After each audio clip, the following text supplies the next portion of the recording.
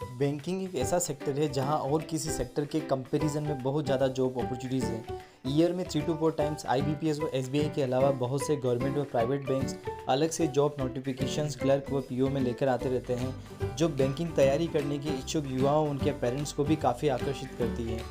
आने वाले समय में बहुत से ओल्ड एज लोगों के रिटायरमेंट्स हैं, जिससे भविष्य में बहुत से पद खाली होने वाले हैं। स्टूडेंट जो खासकर आर्ट्स व साइंस बैकग्राउंड से आते हैं, उनके सामने सबसे बड़ी समस्या 12th के बाद ग्रेजुएशन में सब्जेक्ट सिलेक्शंस व कोर्स को लेकर आती है, जिसका सबसे बड़ा फ़ायदा प्राइवेट यूनिवर्सिटीज़ व कॉलेजेस को मिला है, जिन्होंने बैंकिंग के नाम से कई डिप्लोमा व डिग्री कोर्सेज भारी फीस के साथ स्टार्ट किए हैं, जिससे स्टूडेंट्स व उनके पेरेंट्स भ्रमित होते हैं। वे सोचते हैं कि मुझे तो अपना करियर बैंकिंग में ही बनाना है, तो क्यों नहीं ये बैंकिंग कोर्स में ग्रेजुएशंस कर लिया जाए।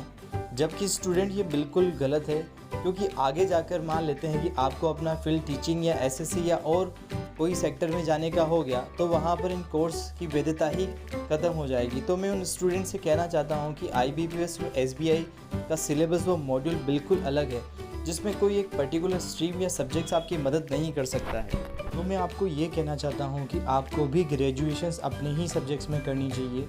मतलब अगर आप साइंस स्ट्रीम से हैं तो आप बीएससी कीजिए, आर्ट्स से हैं तो बीए कीजिए, और सभी को कॉमर्स लेने की कोई ज़रूरत नहीं है। ये आपकी गलतफहमी है कि बैंकिंग प्रिपरेशंस में कॉमर्स स्टूडेंट्स को एडवांटेज मिलती होगी, पर ऐसा नहीं है।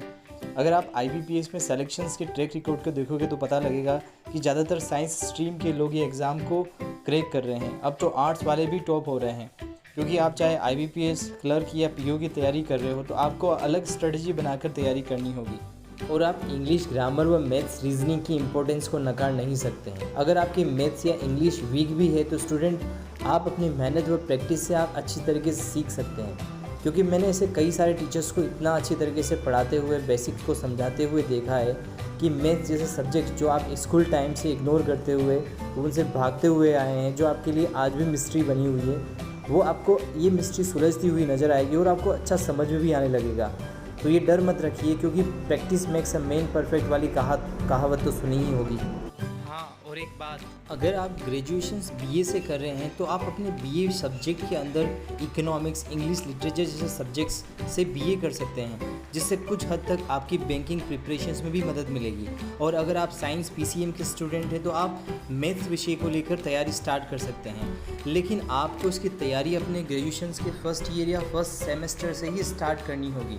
और सबसे ज़रूरी यह है कि कोई ये फर्स्ट ईयर में कंप्लीट होने वाला इजी टास्क नहीं है स्टूडेंट। ये सिलेबस एक प्रोसेस है जो 2 से 3 इयर्स में 4 to 5 आवर्स डेली टाइम देकर और प्रैक्टिस से डेली बेसिस पर सोल्व करके आप अपनी टाइमिंग को भी इम्प्रूव कर सकते हैं और फर्स्ट अटेम्प्ट मार्क्स लेकर आप पास हो सकते हैं। स्टूडेंट, जब भी आप अपने सिलेबस को कंप्लीट कर लें, उसके बाद आपको 4 to 5 ईयर्स के ओल्ड क्वेश्चंस पेपर व प्रैक्टिस सेट्स आपको डेली बेसिस पर सोल्व करके देखने हैं और अपनी टाइमिंग को इम्प्रूव करना है, क्योंकि टाइमिंग यहाँ बहुत इंपॉर्टेंट रोल प्ले करती है।